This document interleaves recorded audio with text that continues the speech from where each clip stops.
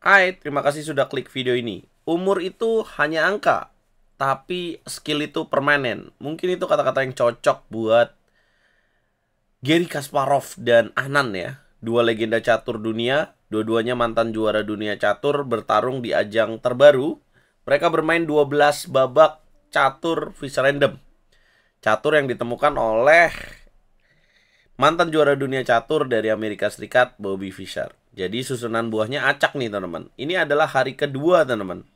Kemarin Kasparov unggul ya dengan jarak 1 kemenangan. Dan ini adalah game kedua. Main 6 kali catur cepat, 6 kali catur kilat. Gimana di hari kedua ini? Langsung aja gue bahas ya teman-teman. Setiap gamenya, setiap harinya itu akan ada hadiah untuk siapa yang berhasil memenangkan gamenya teman-teman. Kasparov memulai dengan langkah C4. Ini kalau normal mungkin pembukaan Inggris ya. Tapi mungkin idenya untuk ngaktifin ancaman dari diagonal gajah putih ini nih. Oh ya, jangan lupa di like dulu ya teman-teman. Bantu gue terus berkembang. Jangan lupa di share juga.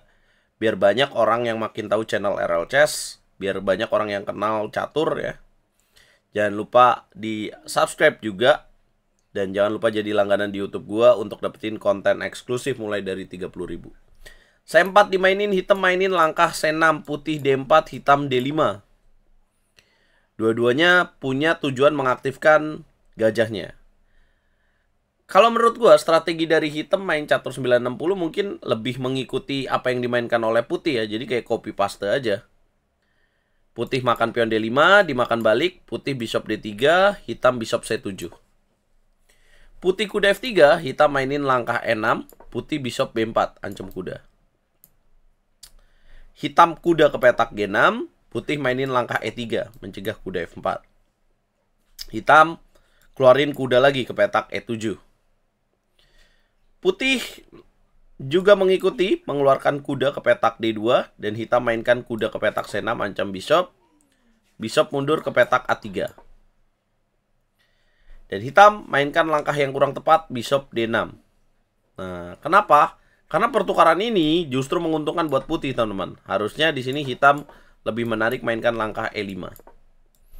Makan lagi, dan Kasparov lakukan langkah rokade pendek di langkah ke-11.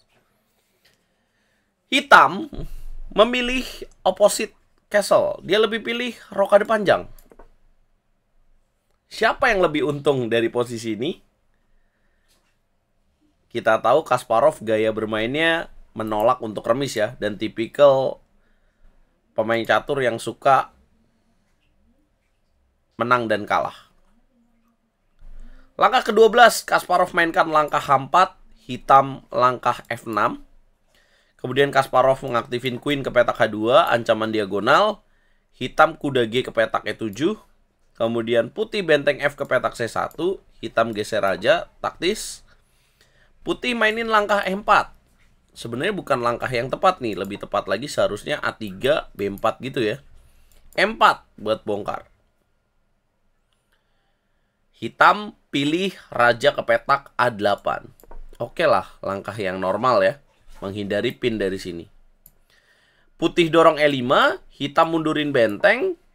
Putih kuda B3, nggak tahu Paman Anand ngantuk atau udah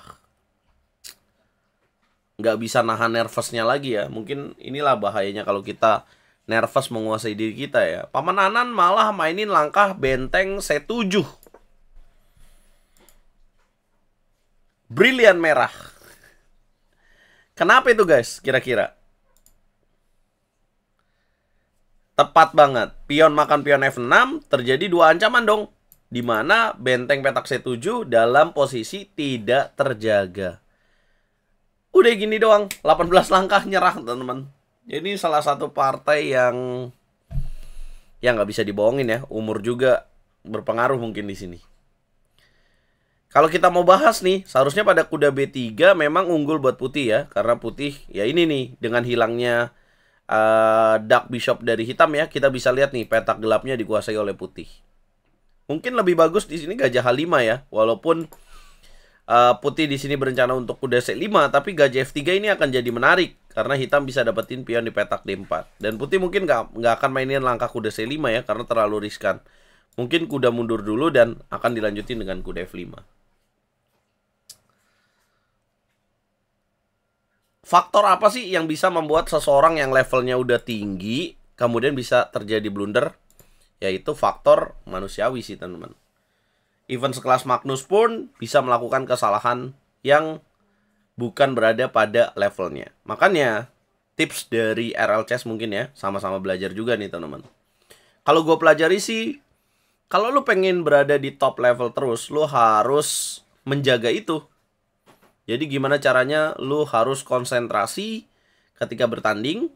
Itulah kenapa gue selalu ingat kata-kata dari Bobby Fischer, dimana Bobby Fischer bilang, chess demand total concentration. Jadi catur itu memang butuh konsentrasi yang total.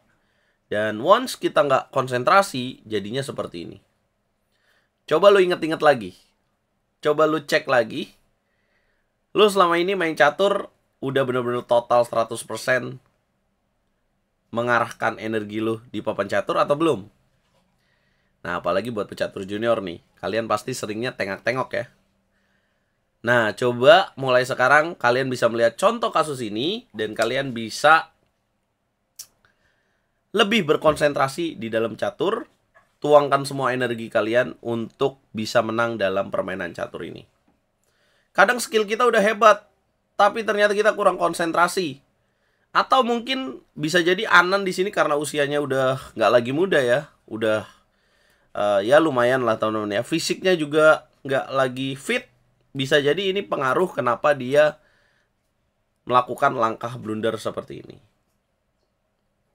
Catur Fischer random memang membutuhkan energi yang lebih besar teman-teman. Karena dari sejak langkah awal itu dibutuhkan skill kita sendiri ya. Itulah kenapa catur Fischer random ini yang ditemukan oleh Bobby Fischer kayaknya lagi didorong nih buat dikampanyekan dan bakal lebih sering dipermainkan.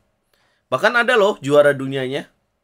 Saat ini dipegang oleh Hikaru Nakamura. Magnus sendiri belum pernah jadi juara dunia guys. Jadi itu tipsnya.